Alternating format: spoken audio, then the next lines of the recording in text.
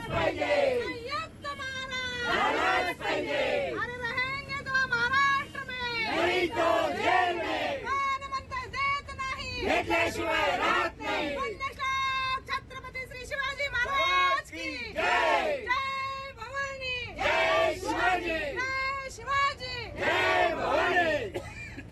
बेळगाव आमच्या साहेब, हक्काचे, नाही कुणाच्या बापाचे, बेळगाव आमच्या हक्काचे, नाही कुणाच्या बापाचे, नहीं चलेगी, नहीं चलेगी, दादागिरी नहीं चलेगी, नहीं चलेगी, नहीं चलेगी, दादागिरी नहीं चलेगी। अरे कोण म्हणतंय देत नाही, घेतल्याशिवाय राहत नाही, अरे कोण म्हणतंय देत नाही, घेतल्याशिवाय राहत नाही। आमच्यावर अन्याय करणारा केंद्र सरकार धिक्कार असो।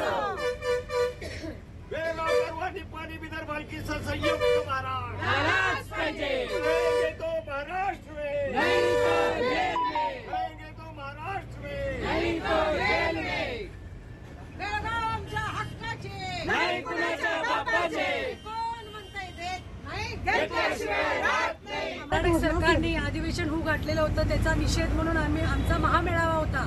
परंतु आम्हाला महामेळावा तर म्हणजे असं झालंय, आता लोकशाही कुठे राहिलीच नाही आहे, ठोकशाही राहिलेली आहे। आणि मला खरोखर पहिल्यांदा मी कर्नाटक सरकारचा निषेध व्यक्त करतो।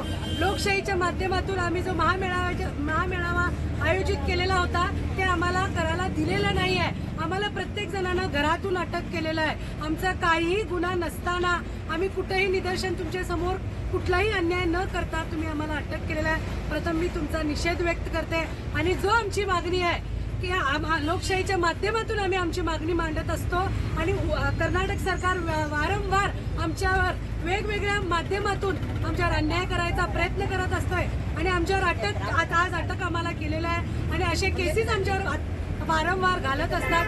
कुठेतरी इथं जर थांबवायचं असेल तर महाराष्ट्राच्या सर्व नेत्यांना माझी विनंती आहे की अजूनही वेळ गेलेली नाही आहे, तुम्ही जागं व्हा आणि जो मराठी माणसावर अन्याय व्हायलाय तो थांबला पाहिजे आणि तुम्ही सर्वांनी आवाज उठवला पाहिजे।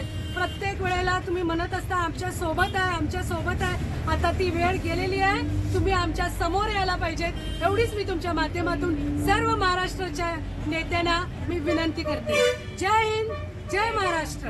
आंबेडकरांनी जे संविधान केलेलं आहे ते संविधान फक्त बाकीच्या देशांसाठी, कर्नाटक राज्यासाठी ते संविधान लागू होत नाही। कारण जे संविधान केलेलं आहे त्या संविधानाची इथं पायमल्ली केली जात आहे। कुठलंही इथे कुठलीही सगळी दडपशाही चाललेली आहे। मराठी माणसांवर इथं अत्यंत दडपशाही चाललेली आहे। आंदोलन चालू असताना चांगल्या मार्गाने आम्ही शांततेने आंदोलन करत असताना या ठिकाणी आम्हाला अटक केलेली आहे। अधिवेशनाचा निषेध करण्यासाठी महाराष्ट्र एकीकरण समितीच्या वतीने जे आंदोलन उभं घातलेलं होतं त्या आंदोलनाचा निषेध सुद्धा या लोकांनी आम्हाला करू दिलेला नाहीये। लोकशाही इथं पायदळी तोडवली जात आहे। आम्हाला घरात येऊन या ठिकाणी अटक झालेली आहे आणि मला आता महाराष्ट्रात नवीन सरकार आलेलं आहे।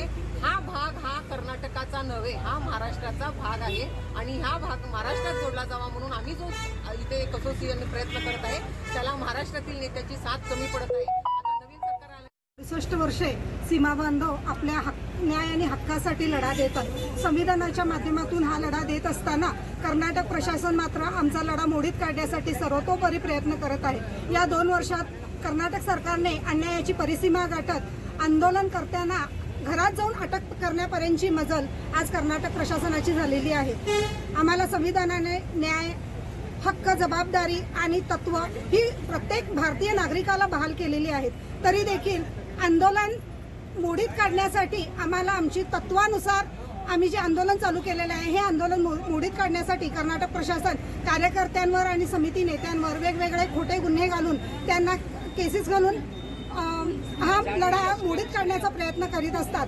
अशा या कर्नाटक सरकारचा मी सर्वप्रथम जाहीर निषेध करते आणि केंद्र सरकारला माझी एकच मागणी आहे, केंद्र सरकारने विचार करावा की मराठी भाषिक हा जो 865 खेड्यांचा सीमा भाग जो आहे हा स्वतंत्र भारताचा भाग आहे की नाही याचा पहिल्यांदा आत्मपरीक्षण हे आमच्या पंतप्रधानांनी आणि गृहमंत्र्यांनी करावं आणि गांभीर्याने आमच्या सीमा लढ्यामध्ये लक्ष घालावं, इतकंच मी सांगेन।